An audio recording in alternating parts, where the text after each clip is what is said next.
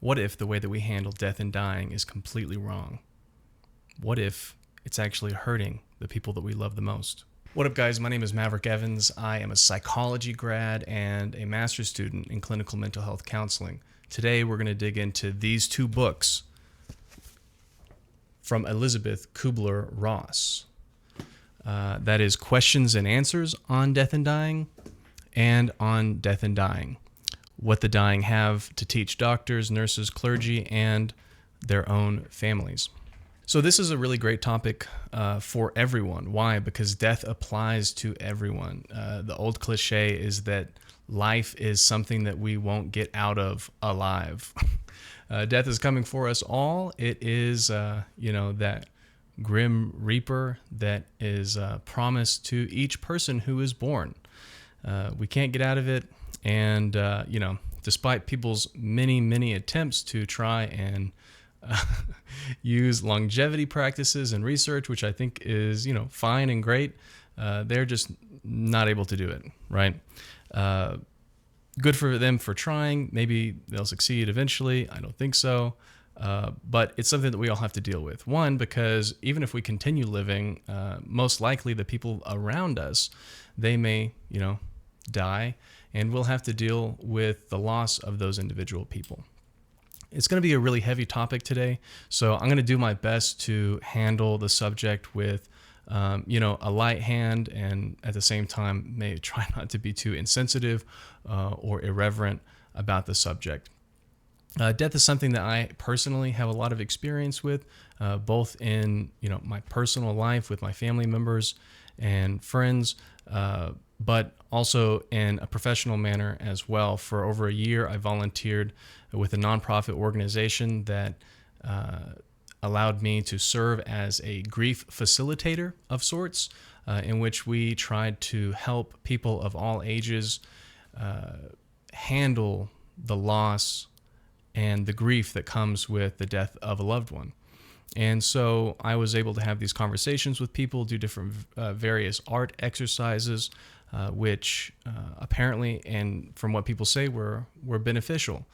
So putting some kind of like conscious light on the subject is going to be one of the themes throughout this talk today. And so, what is the issue that we have here? Why is it that the way that we handle death improper? Well, it's kind of my idea that, and this is Elizabeth Kübler-Ross's claim, right, throughout her entire books on the subject, are going to be that there is a deficiency in the cultural handling of death and dying.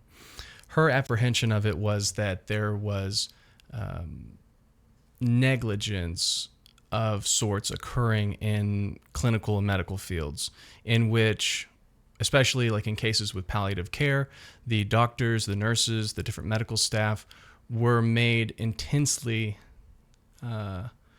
uncomfortable around patients who were nearing death or handling and interacting with the families of patients who had recently died. And this resulted in various forms from the clinical staff, doing different things like projecting their own feelings on other people, experiencing symptoms of like countertransference. And ultimately, there were a lot of instances that she provides in the book of the patients losing autonomy due to their circumstances. Maybe they have become weak and frail.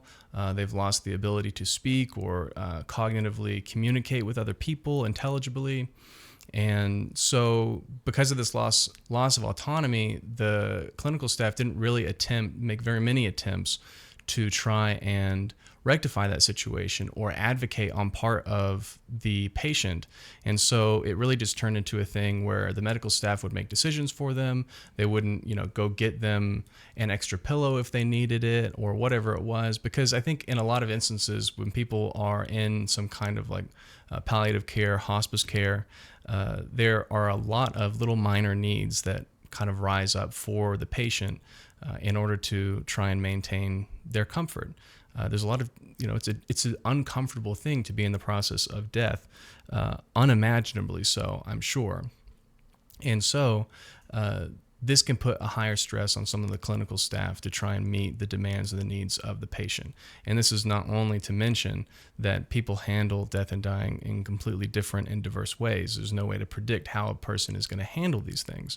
And there were many instances in the book in which she describes that there were some patients who became exceedingly irritable, were difficult to endure in the way that they spoke to the clinical staff. They were rude, and angry all the time. And, of course, when we consider how it might be to be in their shoes, to be in an end of life stage, it makes a lot of sense that you might be grumpy, to put it lightly. But that does not justify that the clinical staff can therefore neglect the so-called minor needs of the patient. Rather, their needs need to continue to be met. And there were different anecdotes that were provided by Kübler-Ross in which she served as a kind of buffer in between the patient, the clinical staff, and the patient's family. And her main goal throughout her career in this, in which she was gaining all of this information about what she'll be putting in this book, she was just an advocate for the patients, making sure that they had whatever they needed. One of the main questions that she asked them was, how are you doing? And genuinely wanted to know how you're doing. Is there anything that you need that I can give you, that I can provide for you? And a lot of times people are scared to ask questions like that because, you ask someone, how are they doing? How are they feeling? Well, they're dying. Okay. And that can sometimes be a dumb question to ask. But I think that the authentic, genuine nature of her inquiry was received well, as it was put here, and sometimes it wasn't, and that just has to be okay. They're angry and they're upset, and you just have to be understanding that that's where they're at right now, and that's how they're feeling in response to their illness or their disease or whatever it was. And that's what she would do. She would go and then ask medical staff if it was something that she couldn't provide, like adjusting a pillow or something, and then go request and kind of delegate the situation for them on a case-by-case basis. And it really helped. It made them feel attended to. It made them feel like real humans. When the medical facilities and the families who were to prioritize either with themselves or with the situation itself or the responsibilities that came with it, the difficulties, the discomfort of having to face death itself, which then is a mirror reflecting back on your own mortality, the mortality of your family members. She was able to bypass all of that, having already consciously identified it, dealt with it herself. She could help, and they were able to be more human than they otherwise would have been. They weren't minimized as people. This stage of their life is just as important as any other as an individual, and there's no reason for us to kind of try and minimize them as people, like they're less than a human just because they're kind of on their way out. So that's ultimately her crusade, if you want to call it that she went and tried to establish, and she did establish many different training techniques and programs in which nurses, doctors were able to obtain better bedside manner and a more genuine and authentic interaction with the patients and a better understanding of their plight. So her whole idea is that death is not anything that should be shunned, as it commonly is in America. We are very uncomfortable as Americans with death as an idea, as a concept. And so we do our best to try and avoid it and put separation between us and it. One of the issues that we'll cover today is, palliative care, hospice care, and assisted living circumstances. And there are a lot of instances in which the facilities and the infrastructures that we have built so tall and high and strong are really done in the unofficial guise to help the patients. But in reality, there are a lot of people who at least utilize those resources as a way of abdicating responsibility for the loved one or the family member. And I want to give a preface now. that I understand totally that there are many circumstances that are totally justifiable. There are labors and responsibilities, things that the family just cannot provide to their loved one when they're in a difficult situation like this in life. And so it's totally reasonable, justified, and is necessary for them to go into care homes and hospices and all these things just before death and for that process. Right? I'm not saying that the claims that I'll be making shortly are applicable to all people, that they're universal or anything like that. But what I am saying is that there is an ideal that we ought to strive for as a people and a culture. And if we can work diligently to reconnect with our multi-generational roots with the families of the past, where people were living in multi-generational homes, that they were more involved in each other's lives, our family units were stronger and webbed tightly together, that life would be a lot better for the average person here. And so the issue arises in part when we utilize, say, care homes for the elderly as a way to put off the issue of the family member. We don't want to deal with them. We don't want to have to, empty out our spare bedroom to house them and to allow them to live with us, whether they be our parents or not. And because that's all really difficult. I mean, that's super hard. And it's become really common to just like throw our old folks into a care facility.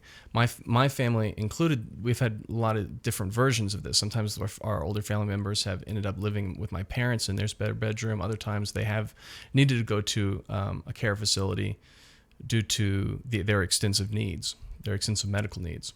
It's a case-by-case basis, like I say. But in my personal experience, it has been so helpful to have them closer, even though it's much more effort and is a significant, massive sacrifice out of one's life to try and house your parents or whoever in your home while they are sick and aging. But it's something that I think has a reward in and of itself that is incomparable. And it's one of those things that from a Christian worldview builds up treasures in heaven rather than here on earth. Our comfort is not the main priority. In a way, it is almost much better for us to pursue ensuring the comfort of others, our loved ones. And on top of that, there are a lot of issues with outsourcing care for other people. And that's mostly the other cheesy adage, which is that if you want a job done well, you have to do it yourself. Why is that? Because there's other people who just don't care as much about the objective. They don't care as much about your grandfather. Why? Because it's not their grandfather. They don't care as much. It's impossible for them to, and they shouldn't, right? Because they have their own grandfather to care about. And there's only so much care that can go around. And, everyone knows that there are like stereotypical stories about abuse and neglect that occurs inside of care homes. One of the really cheeky movies that I like watching is, I think it's Happy Gilmore, and Ben Stiller's character is a care home facility director of some kind, and he is basically just abusing these old folks. It's terrible. And of course the show takes an opportunity to make it a little bit humorous and funny, kind of slapstick, but it's just to convey a much darker, serious truth about what really happens in those kinds of places. And again, in Happy Gilmore's situation, he had no other choice but to place his grandmother there until he made enough money through golfing to get her own home and everything, and to buy her home back. So there's situations like that at all times. Another story that I really like is, it's not Breaking Bad, but I think it was Better Call Saul. It was at least a Jimmy McGill episode in which he goes to a care home facility called Sandpiper. and he finds out that the patients there are being scammed out of a lot of their income checks, and they're taking cuts off of it and being charged exasperous rates for minor products like napkins and things like that. And so he decides to launch a class action lawsuit against them and takes them down, being, one of the ultimate advocates for the elderly in this situation, people who otherwise wouldn't be able to defend themselves. So we see here that there's a big point to those who are advanced in age or experiencing a terminal illness, in which their capacity for self-advocacy may be limited. And we are, I believe, obligated to try and help and make that situation better, and to advocate for not only our loved ones, but if we're clinical staff, for our patients as well, and make sure that they are being treated fairly and properly and with love and concern. So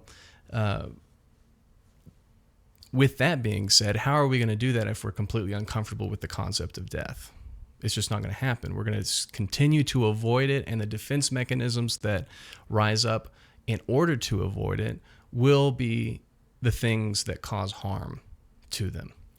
So it's really unfortunate, but it's something that we all need to deal with.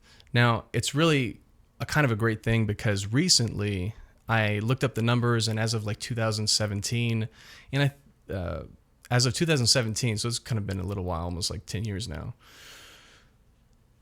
the numbers on population for deaths in hospitals and homes has switched. So it used to be like most people died in hospitals, but then as of about like 2016, they like merged, and then 2017 they fully switched, in which there are more people dying in homes than in hospitals. And I think that number was actually exasperated. That trend was increased as a result of 2020 and Rona and all that. And, of course, because people didn't want to be in hospitals then, because there were so many different restraints on what you could do and how you could see your families. And so people ended up just going home and suffering the loss of, more intense medical care. And so that might be like a circumstantial explanation for why these things have changed. But it seems, too, that there are people who just want a more natural environment for end-of-life care. And honestly, it's one of the best options if you have the opportunity, because it's an environment in which your family member is able to just rest and reside in their last moments in an environment that they're familiar with. It's not some foreign, sterile place with like beeping machines everywhere, lights that won't ever turn off, nurses that are coming in, doing rounds constantly, waking you up, sleep depriving you. And of course, that's not always the case. I understand that there are many instances in which there's very little that can be done, and the nurses understand that, and the nurses do great jobs. There's so many great nurses and caregivers out there, and there are really great environments that people have created with different hospitals and things, and the lighting is soft and all that. Okay, I get it. There's a big range to these things, but it is undeniable that it is almost certainly more comfortable, if that is what works, to be at home and to be in bed and to have unrestricted visitation from however many members of the family you so choose to let into your room, or your family members allow in. It's just a superior setup. And, there are a lot of instances in which nurses can come to the person's home and like administer various treatments, morphine administration, things like that, and really help with pain mitigation and all that. So there's a lot of options out there, and I really hope that the trend is indicative of some kind of value change in the culture, and not just a kind of like circumstantial knee-jerk reaction to the coof. So that's encouraging, but I also saw a study recently that was more up to date. It had to have been like 2021 maybe, in which a lot of nurses were asked about whether or not they felt competent and trained to handle palliative care scenarios and the death and dying, and how to communicate with families about that. Their response was like with close to like 70% of them felt completely incapable and unprepared for those kinds of scenarios. So unfortunately, kind of a big spoiler about Elizabeth Kübler-Ross's crusade on all of these issues is that things are not just a ton better. It is still something that we continue to shun, and to our own detriment. And, I think in part there must be some kind of like link between the dominant Christian religions here and our denial of death in a way, right? It seems to me that there are two different distinct approaches. Say like with like the Catholic cultures, either in Mexico or other places, it doesn't matter, wherever Catholicism is more densely populated, they handle death a whole lot better. Like in Mexico, they have Dia de los Muertos, which is the Day of the Dead, and they are like celebrating the memory of all of their dead loved ones, and they like paint themselves as skulls. They're painting sugar skulls. They're doing all kinds of things, making little shrines and things of their loved ones that have passed, and eating in celebration to their memory and all kinds of things. It's a very familiar relationship with death, and certainly not one that's fearful. And then you contrast that with a lot of American culture, which is predominantly Protestant. And I'm not making an argument for one or the other. I'm just trying to contrast how these two spiritual traditions handle death differently. And, there's absolutely no praying to the dead or to anybody like you can't pray for the soul of the departed in Protestantism. It's a complete neglect of that. And so there's a big separation between the dead and the living in Christian America for the most part. And I think that there's a lot of room for growth in that area and consideration for the issue at hand. And what's one of the common consequences of death avoidance? Well, it just forms a positive feedback loop within, the passing of generations. One of the most common examples of this is wanting to, lie to children about what's happening concerning their family members, even, the smallest things like what has happened to an animal, the death of a dog or a fish or something. We can't just tell them that the fish has died. But instead we have to, go flush it down the toilet and lie about some kind of like fish heaven, or that it went to, fish kingdom or the fish farm or something like that, right? This kind of seemingly innocuous and harmless white lie is going to have really long-term consequences that are really unfavorable for adults. The child who has very little acquaintance with the concept or with the death of other things and people is going to be having the same experience and level of preparedness as they enter into adulthood, and death encroaches upon them and everyone else in the world that they care about. It's an inevitability, and allowing our children to be unprepared for these kinds of circumstances, I think, is unloving. It is not something that is caring for them, but rather a self-indulgent avoidance of the discomfort and the awkwardness of the subject. So we should take our pains to properly introduce children to the concept of death and how to handle it in an emotionally intelligent and mature way that processes things and,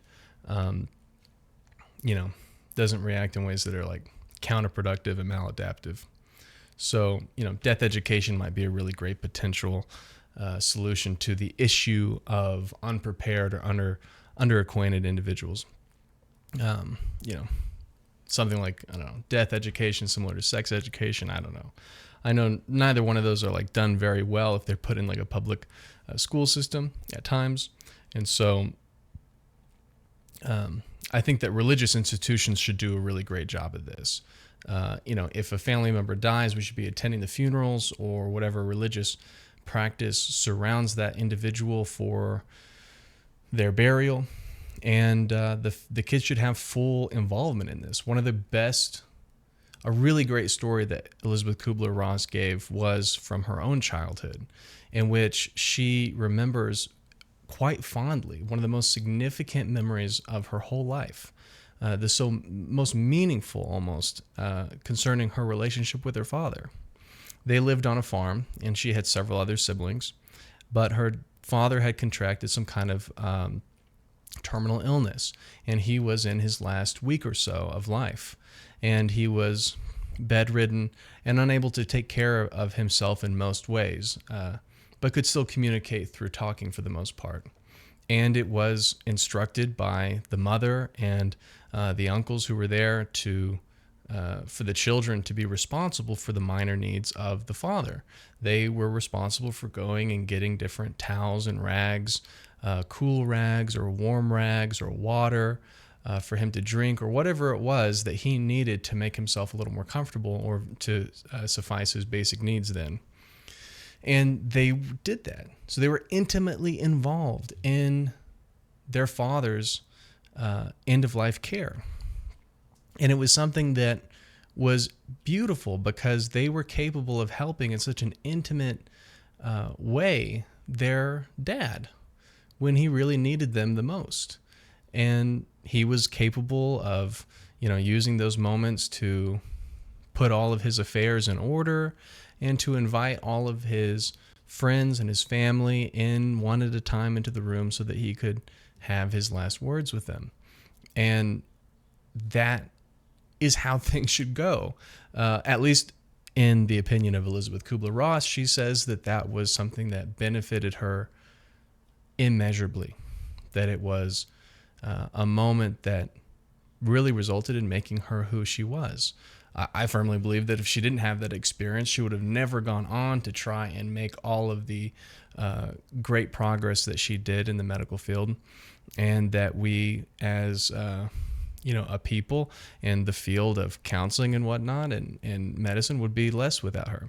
So that kind of situation, I think, is the poster scenario for a lot of people. And I know that it's not possible for everyone. Obviously, not everybody lives on a farm, and things were a lot different. She wrote this book, I think she published On Death and Dying in the 70s. Yeah, copyright 1969. So, when she was a kid, that had to have been, in the 50s at least, if not the 40s or the 30s.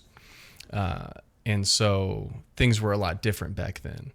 But it's just evidence that a lot of the cultural norms that were present 100 years ago are norms that I think that we could embrace versions of and benefit from, if not learn important lessons.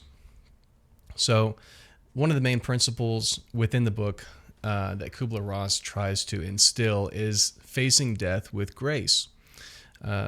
There were a lot of different individual seminars, educational seminars that were given by Kübler-Ross and her colleagues to medical staff in different hospital facilities. And there was one in particular which I thought was pretty interesting. There was a young girl who was wheelchair bound, and she had a couple of months to live, according to the physician. And she was really taking it very well. She was so calm and peaceful. She didn't feel an inordinate amount of fear. She had hope, despite her end being near. And she was capable of talking very intelligently and calmly about her circumstances with other people. And so Elizabeth Kübler-Ross had her come and give a small speech about her current circumstances, her diagnosis, and the life that she's led up until now. And then afterwards, she was questioned by the medical staff who were in attendance there about how it is that she is handling things. And it seems like, from what the book said, it seems as if that the medical staff would have much preferred the small girl to have been distraught and completely destroyed by her illness and her imminent death than to face it with such courage and confidence. Now, the interesting thing here now, and I'll bring in this explicitly, which is a Christian worldview, and this is the lens with which I interpret all things and operate from and through in most things. This is the same here. This girl was a professing Christian, and this is a hard report from Elizabeth Kübler-Ross, which is that she, in her experience, she saw thousands and thousands of patients in her career doing attendance to death and dying. And so very few of them who were professing Christians ever really illustrated and were able to show and live out an evident, effectual peace with their fate. This girl was one of those very few people. And it was a narrative that I felt really stuck out to me in the book, and I highly encourage that even if you just flip through the book, that you find that portion and read it. It's one, discouraging and encouraging at the same time. One, because she shows that it's possible to achieve through faith in Christ total confidence about death and your destination thereafter. But also really discouraging in the way that you think that there would be a lot more Christians, professing Christians, who are capable of having a similar level of peace, but there just aren't. They're broken and in shambles in comparison to this small girl. And there may be something there that is special about a child, that they have a kind of pure faith that is superior to adults. I think there might be something to that. But in any case, Elizabeth Kübler-Ross gives this encouraging message to all people, regardless of religion, which is that death is not something to be feared. And if we cannot conquer it, then we ought to strive to master it. It is not something that we have to look at as a final demise, a final end, an entrance into chaos and the unknown, but rather, she says, as our final graduation.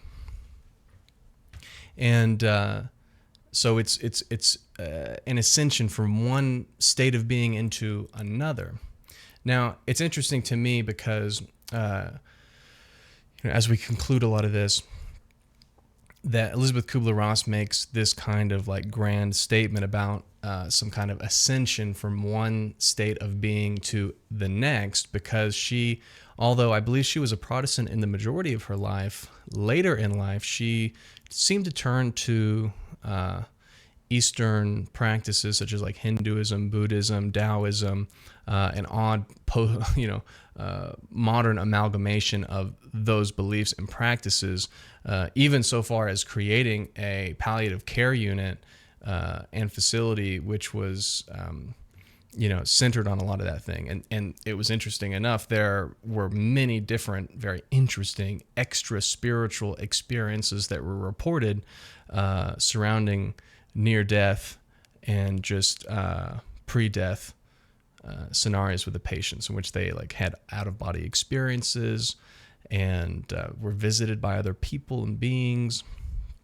I just think it's important that if you are going to approach these kinds of things from a Christian position, that you remember that although people like Elizabeth Kübler-Ross have highly valuable material to share that is quite pragmatic, practical, and full of utility, there are still ingrained within it, deep within the underpinnings and the undercurrents of the book itself, philosophies which are not concurrent with Christianity and have little to no tradition to even stand on to make such claims about the afterlife and things of that nature.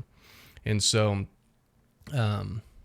a little bizarre area. I might dig into that area of Elizabeth Kübler-Ross's life a little more and see what I find.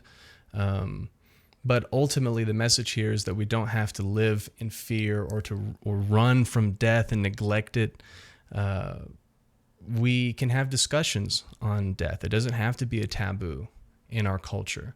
We can communicate about it, speak to people about it. We can think about it ourselves, right? One of the great Stoic practices was to contemplate one's death daily.